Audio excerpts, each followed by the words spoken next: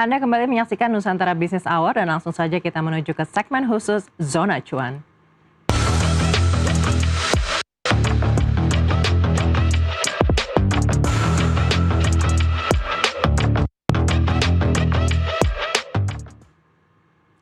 Pasar saham domestik tengah bergejolak dengan IHSG bergerak fluktuatif dan dinilai berada pada level terdiskon. Kondisi ini memunculkan pertanyaan besar bagi investor, apakah ini saat yang tepat untuk masuk atau buy, justru wait and see. Lalu seperti apa strategi investasi yang bijak di tengah tekanan pasar saat ini? Kita akan membahasnya bersama dengan Aidil Akbar Majid, Ketua Asosiasi Perencana Keuangan IARFC Indonesia. Pak Aidil, apa kabar? Selamat datang di Nusantara TV. Ya, terima kasih. Menarik sekali Pak Aidil kalau kita melihat pergerakan IHSG di beberapa pekan ini. Ini sepertinya sudah mencoba untuk menembus di 7.400, tapi akhirnya kembali lagi ke 7.000-an begitu. Bahkan hari ini sudah kembali lagi ke level 7.000-an. Lalu Anda lihat apakah ini sudah di bottom atau kita harus balik lagi ke 6.900? Ya, jadi sebenarnya ini kan lagi membentuk fase sideways terbatas ya jatuhnya ya. Jadi kalau bicara dari harga-harga saham-saham sebelumnya sih ini cenderung sudah cukup jenuh oversold ya. Jadi harusnya sih di kisaran antara 6.900 sampai 7.100, 7.200 itu adalah angka-angka yang cukup bagus untuk masuk. Tapi balik lagi harus kita batasi jenis sahamnya gitu ya. Karena biasanya seperti ini, kondisi seperti ini kan yang penggeraknya hanya saham-saham blue chips ya, saham-saham kapitalisasi besar ya, saham-saham favorit asing misalnya.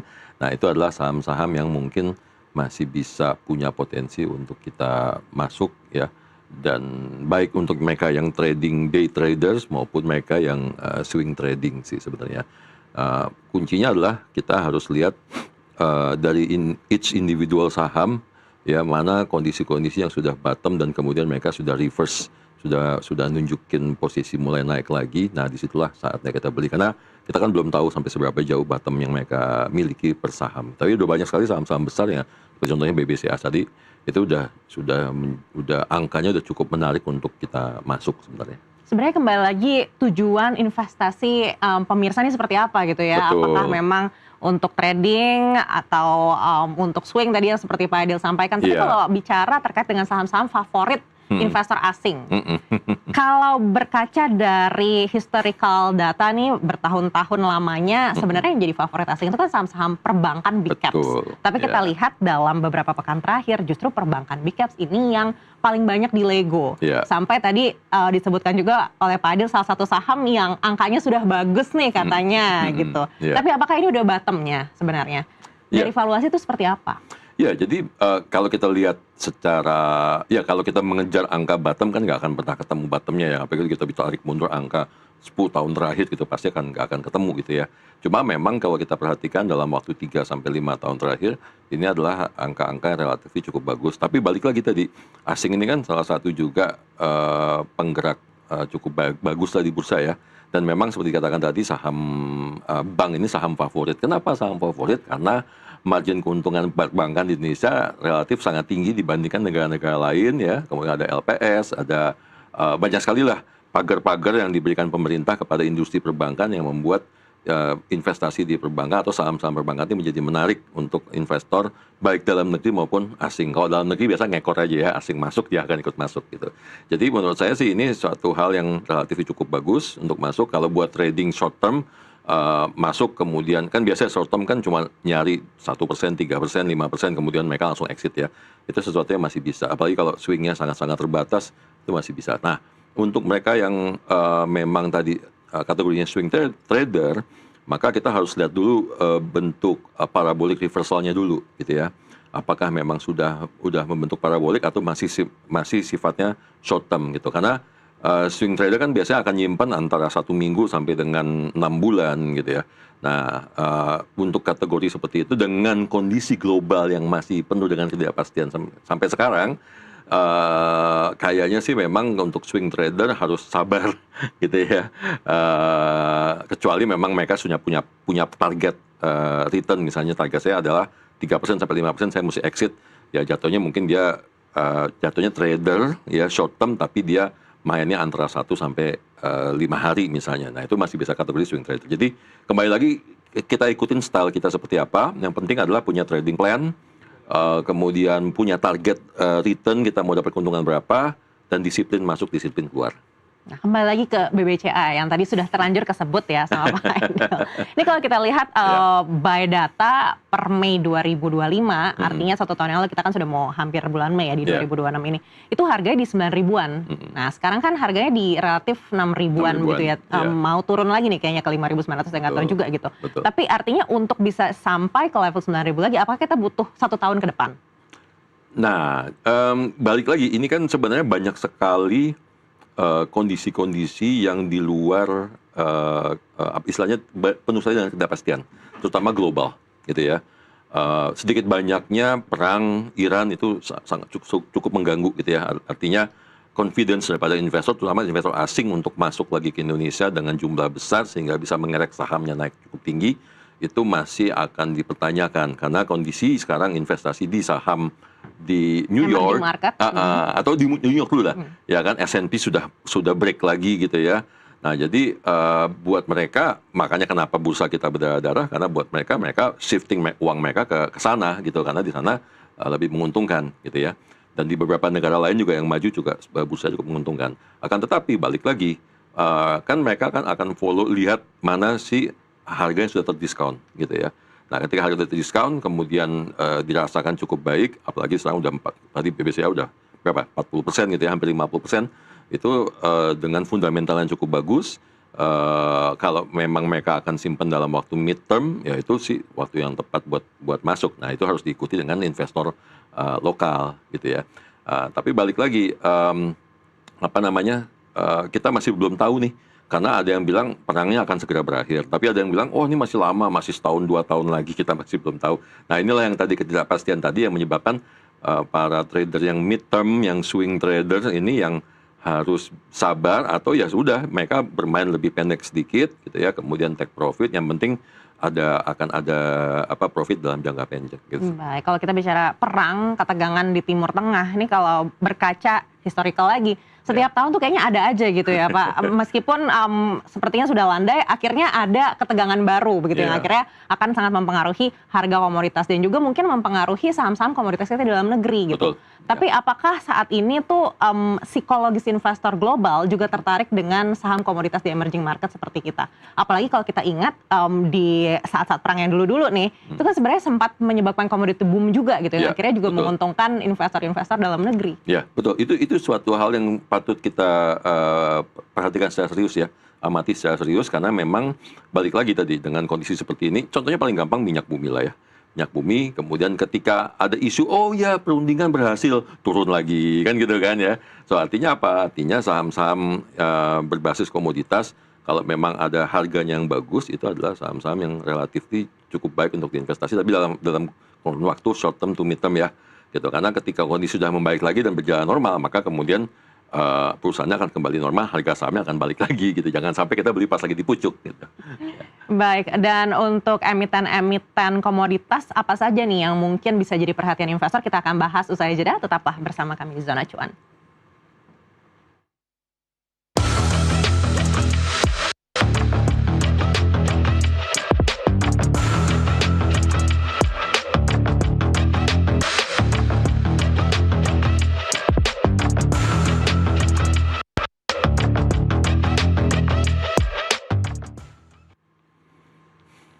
Anda kembali lagi di Zona Cuan, masih bersama saya Mariana Ke. Saya juga masih bersama dengan Aidil Akbar Majid, Ketua Asosiasi Perencana Keuangan IARFC Indonesia.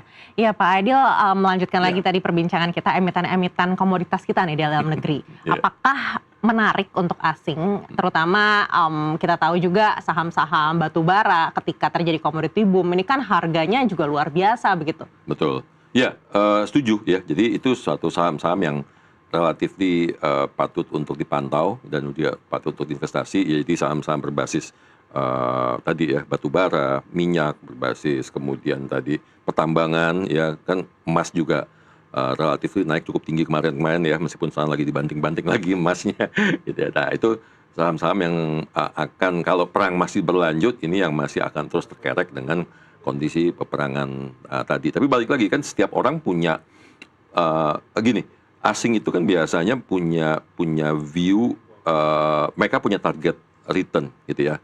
Dan mereka udah punya hitungannya tuh.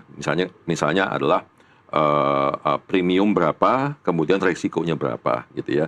Sehingga mereka udah hitung bahwa mereka punya target return di kisaran, misalnya anggap aja di angka untuk short termnya mereka punya 10% misalnya. Nah, mereka harus hitung ulang gitu ya, ketika angka harga saham yang diincar oleh mereka kemudian punya potensi untuk naik dalam waktu jangka pendek dan jangka menengah di kisaran 10-20%, maka mereka akan masuk. Dan mereka kemudian akan exit juga. Kita melihat berarti kondisi yang masih tidak pasti di market. Makanya jangan kaget kalau saham-saham yang tadi dianggap komoditi dan masih bisa booming, terus tiba-tiba di tengah jalan jeblok, ya berarti mereka taking profit waktu itu, ya kan? Untuk kemudian mereka balik lagi ketika harga sahamnya udah turun. Baik, kalau kita berkaca di sekitar mungkin 2021-2022 ketika komoditi boom, itu kan harga batu bara sampai ke 400-an waktu itu. Kalau melihat kondisi geopolitik saat ini, menurut Pak Aidil mungkin nggak sih kita mencapai 400-an lagi? Apa sih nggak mungkin dalam kondisi karena gini, kalau kita perhatikan ya, Cina contohnya misalnya ya kan, dengan tanda kutip minyaknya dia yang konon dari Iran yang sedang tersandera gitu kan, maka dia akan mencari alternatif lain kan gitu ya. Alternatif lain apa sih selain apa namanya energi yang terbarukan yang mereka sudah miliki, yang mahal itu ya kan, angin lah, apa solar panel lah dan lain sebagainya, ya otomatis yang paling murah adalah batu bara kan gitu kan. Nah jadi hal-hal seperti itu yang harus selalu diperhatikan, dan memang sektoral itu kan pasti akan ada ya, jadi kita harus perhatikan lagi gitu. Dan kondisi seperti sekarang ini siapa sih yang terdampak paling dalam, nah itu yang bisa dilihat dan nanti efeknya ke mana nih. Dan kita tahu pasti bahwa saat ini salah satu importer terbesar batu bara kan adalah Cina gitu ya. So jadi kalau tadi ngomongin secara spesifik batu bara, ya kenapa nggak mungkin untuk bisa naik lagi gitu. Baik, kita beralih ke rupiah nih. Kalau kita lihat kurs rupiah ini kan juga cukup membuat ketar-ketir nih ya, udah di atas 17.000, udah melewati level psikologis, bahkan beberapa pengamat ini sempat bilang, wah kalau udah di atas segitu nggak ada yang tahu akan seperti apa begitu, karena belum pernah sebelumnya. Tapi seperti apa ini mempengaruhi psikologis investor juga untuk menaruh dananya di bursa domestik kita? Iya. Saya ini sebenarnya financial planner loh Mbak, ngomonginnya jangka panjang, tapi nggak apa-apa, ditanyain jangka pendek harus paham. Oke, jadi gini, ini dolar ini salah satu investment favorit saya ya. Liquidity-nya tinggi, sangat mudah dicairkan gitu ya. Dengan neraca perdagangan kita yang rata-rata minus setiap tahun, dan saya punya hipotesa dan itu sudah terukur dalam puluhan tahun terakhir, bahwa rupiah kita memang akan selalu lemah berbanding US dollar di kisaran angka 3-5% per tahun. Ya. Jadi sebenarnya kalau hitungan pribadi saya ini jangan sampai dimarahin sama Pak Purbaya ya. Sebenarnya hitungan saya saat ini adalah rupiah itu idealnya di 18.250 sampai 18.500. Jadi kalau misalnya dikatakan rupiah 17.500 atau 17.300 masih under value, ya betul itu, karena masih bisa naik sampai ke angka segitu. Karena kalau bicara angka rupiah yang ada sekarang ini, dolar yang ada sekarang ini 17.200 sampai 17.500 itu adalah dolar yang kalau hitungan saya adalah dolar tahun lalu, sebenarnya harusnya di angka seperti itu gitu. So jadi itu salah satu instrumen investasi yang favorit saya juga gitu ya. Selain dolar Amerika, kemudian juga ada dolar Singapura, kemudian juga ada euro, dan juga pound sterling yang ikutan naik gitu ya. Euro sekarang udah 20.200 ya kalau nggak salah per hari ini. Sementara pound sterling sudah lebih tinggi lagi, 23.000 kalau nggak salah ya, dibandingkan tahun lalu yang masih kisaran 21.000 sampai 22.000. Jadi bisa diperhatikan mereka naiknya rata-rata di tahun ini aja kalau nggak salah sekitar 7-8%. Kalau dari tahun lalu kalau nggak salah sekitar antara 12% sampai 15%. Sehingga kalau dibelah 2 tahun saja, on average kita masih dapat 6-7%, which is jauh di atas deposito rupiah kita dan obligasi pemerintah kita yang 6,5%. Nah ini menarik ya, kalau bicara instrumen investasi lainnya di kondisi seperti ini, in this economy kalau kata-kata Gen Z nih ya, instrumen apa yang mungkin paling tepat? Kita lihat ke mungkin investor jangka pendek dulu ya. Pilihannya mungkin ada saham, lalu tadi ada SBN juga, lalu mungkin kripto, yang mana yang kira-kira sebenarnya paling oke untuk jangka pendek? Oke, kita kembalikan dulu ke profil risiko dulu ya. Otomatis kita lihat dulu apakah kita berani mengambil risiko atau tidak, itu satu ya kan. Terus kedua, secara individu kita sudah punya belum dana cadangan taktis yang disebut dengan emergency fund. Ini uang yang kita alokasikan supaya kalaupun kita invest ternyata perhitungan kita salah dan turun sampai dengan 20-30%, kita nggak perlu panik dan nggak perlu jual investment kita, gitu ya. Atau kalau ada terjadi musibah yang mengharuskan kita butuh dana cukup besar, nah kita bisa gunakan dana taktis tadi tanpa harus mengorbankan investment kita. Karena investment, kalaupun dia turun 20-30% saat ini, kita diamkan 2-3 tahun lagi dia pasti akan naik, gitu ya. Relatively tergantung dari jenis investasinya. Nah itu dulu yang paling penting. Setelah kita kuasain itu semua, baru kemudian kita lihat jangka pendeknya apa nih. Jangka pendek kan yang dibutuhkan adalah liquidity kan. Ya jadi kayak seperti tadi falas gitu ya, forex, kemudian emas juga masih bisa kalau mau trading emas, kemudian saham di tradingin juga bisa. Ya tapi ya balik lagi dia harus punya pengalaman, harus paham pasar, harus ngerti baca grafik gitu ya. Minimal technical analisisnya, minimal ngerti cara pakai tools gitu ya, kan banyak sekali tools-tools yang ada sekarang di apa namanya trading online platform yang bisa dipergunakan sehingga dia bisa tahu kapan posisi dia mesti ngambil saham di saham apa dan kapan dia mesti exit gitu. Nah, kemudian balik lagi tadi harus punya yang namanya trading plan. Kita ngomongin trading ya, berarti belum investasi. Nah, trading plan-nya mau seperti apa, berapa target return-nya gitu. Kalau buat investasi jangka pendek, balik lagi dalam waktu setahun sampai akhir tahun ini atau sampai awal tahun depan atau sampai bulan puasa tahun depan lah, apa sih biaya-biaya yang akan kita keluarkan? Ya, pertengahan tahun ada biaya buat masuk sekolah, ya kan? Kemudian liburan pertengahan tahun, liburan akhir tahun, gitu kan? Jadi kalau kita lihat lagi biaya-biaya yang akan diperlukan untuk selama setahun ini, nah inilah yang masuk ke dalam investasi yang jangka pendek dan liquid tadi, gitu ya. Tadi bisa masuk ke produk perbankan untuk hanya disimpan aja, tapi jangan ngarepin return. Atau kalau masih berharap return kecil-kecil 3-5% tadi bisa masuk ke falas gitu ya, atau misalnya emas digital gitu ya. Tapi kalau apa namanya di atas 1 tahun sampai 3 tahun baru bisa boleh masuk ke emas fisik misalnya. Itu untuk yang jangka pendek dulu. Baik, lalu kalau yang untuk jangka menengah deh, menengah dulu sebelum jangka panjang. Jangka menengah biasanya mencari stabilitas ya, mencari dividen ya, mencari return juga, tanda kutip bunga. Nah itu boleh masuk sebagian ke SBN otomatis ya. Kemudian buat mereka yang resikonya cukup agresif, boleh masuk ke saham tadi ya, saham-saham blue chip tapi untuk di buy and hold, positioningnya 1-3 tahun, atau swing trading gitu ya, swing trader. Kemudian juga boleh masuk reksadana kalau males ngitung-ngitung, males lihat-lihat grafik, ya udahlah percayakan sama fund management gitu ya, fund manager, masuk reksadana pendapat tetap, masuk reksadana campuran gitu ya. Kemudian kripto boleh masuk untuk yang jangka menengah. Biasanya buy hold ya, sekarang Bitcoin harganya di 70 ribuan, itu relatif cukup bagus untuk masuk. Saya sih masih nunggu sampai 50 ribu ya kalau saya pribadi ya. Tapi relatif hampir semua kripto seperti Bitcoin, Ethereum, kemudian Solana, yang besar-besar saya ngomongin top 5, top 10, itu harganya sudah terdiskon sekitar 30%-an, 40%-an, dan itu cukup bagus, meskipun ada yang bilang masih bisa turun lagi, bottom ya nggak apa-apa gitu ya.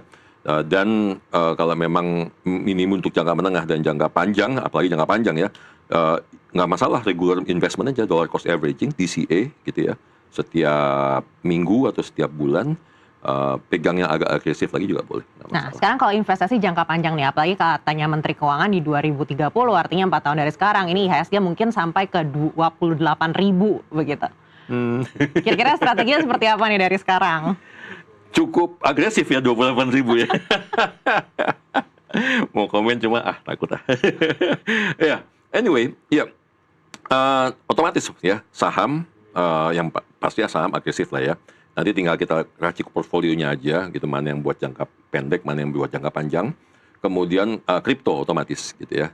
Kripto itu akan masuk ini kan akan masuk cycle bottom di tahun ini ya. Jadi setelah itu nanti akhir tahun ini akan rebound, kemudian maka saya bilang tadi, saya tunggu lagi Bitcoin di angka 50 ribuan. Kemudian baru dia akan rally dan naik pelan-pelan sampai dengan 2 tahun ke depan ya, terutama untuk Bitcoin. So jadi kalau saya biasanya kalau jangka panjang dan profil resikonya agresif, saya akan fokus di saham dan kripto dengan hanya pemilihan portfolionya aja. Dan balik lagi jangan lupa lakukan dollar cost averaging sih kalau menurut saya sih. Tapi kalau kripto saya langsung all in biasanya. Tapi kalau obligasi atau saham, bukan saham, maksudnya obligasi korporasi itu seperti apa kira-kira peluangnya? Ya, jadi obligasi korporasi itu saya selalu menempatkan di jangka menengah panjang. Dia kurang lebih kalau reksadana itu sama seperti reksadana campuran. Jadi dia sebenarnya berisiko, tapi instrumennya kan instrumen utang ya. Artinya dia tetap ada usaha, ada bisnisnya, kemudian dia tetap ada manajemen yang mengelola perusahaannya, meskipun sebenarnya dalam kondisi krisis atau apapun kondisi kurang bagus ekonomi, perilakunya atau instrumen ini bisa menjadi seperti saham. Ya, nah kita hitung lagi aja returnnya, risk and returnnya. Kalau obligasi korporasi cuma ngasih 8% gitu ya, misalnya, atau 9% atau 10%, dibandingkan saham yang kita bisa multi bagger, bisa dapat misalnya 25% dalam waktu setahun 2 tahun, ya resikonya sama, kenapa nggak saya masuk ke saham aja daripada masuk ke obligasi korporasi gitu. Nah biasanya korporasi ini akan rame atau disukai oleh orang-orang dengan nominal yang cukup besar, biasanya fund management, fund manager, kemudian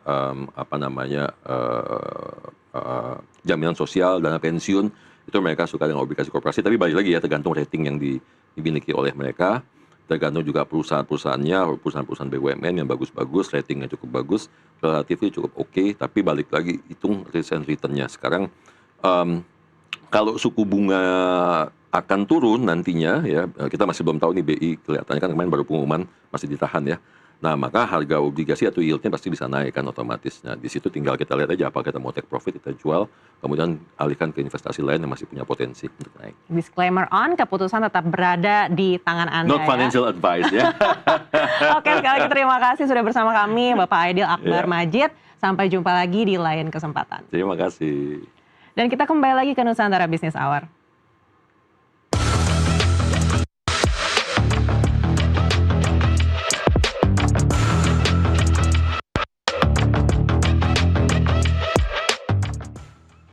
Dan informasi tadi menutup Nusantara Business Hour kali ini. Saya Maria Aneke.